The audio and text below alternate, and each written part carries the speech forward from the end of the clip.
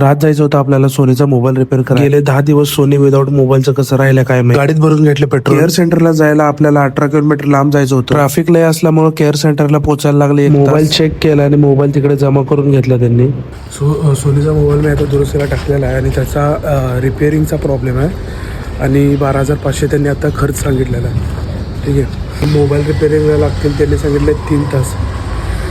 तर तोपर्यंत बघू काय होतं. आता सकाळपासून काहीच खाल्लं नव्हतं म्हणून एक प्लेट घेतलो वडा सांबर. पोटाला काहीतरी खाऊन बाहेरच 2 तास टाइमपास केलो कारण की मोबाईल तर लवकर मिळणार नव्हता. मोबाईल झाला रिपेअर आणि मला खरंच माहित नव्हते की डिस्प्ले बदलायला एवढा खर्च. रिपेअरिंगचं पेमेंट करून घेतलो आणि आलो मोबाईल शॉपला. तिथून मोबाईलला एक स्क्रीन गार्ड आणि बॅक कव्हर लावून घेतलो. आज जेवढे पण केअर सेंटरला कस्टमर आले होते ते गुगल पिक्सलच्या डिस्प्लेचाच प्रॉब्लेम घेऊन आले होते. काय तुम्हाला असं गुगल पिक्सलच्या डिस्प्लेचा प्रॉब्लेम आलाय का नाही ते मला कमेंट करून नक्की सांगा. घरी जाऊन जराशी झोप घेतलो. संध्याकाळी उठून गेलो बायकोला कामावर आणि तसं तर आज होती माझी सुट्टी पण मोबाईलच्या नादात माझा पूर्ण दिवस आज बाहेरच गेला. घरी जाऊन आवरून आम्ही आलो हॉटेलला बाहेर जेवायला.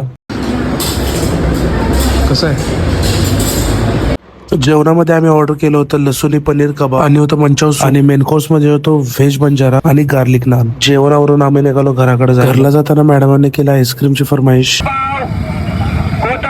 आणि जाताना उद्याच्या जेवणासाठी घेतलो थोड्या ताज्या भाज्या. तर आजचा व्लॉग कसा वाटला नक्की सांगा. भेटू उद्याच्या ब्लॉग मध्ये.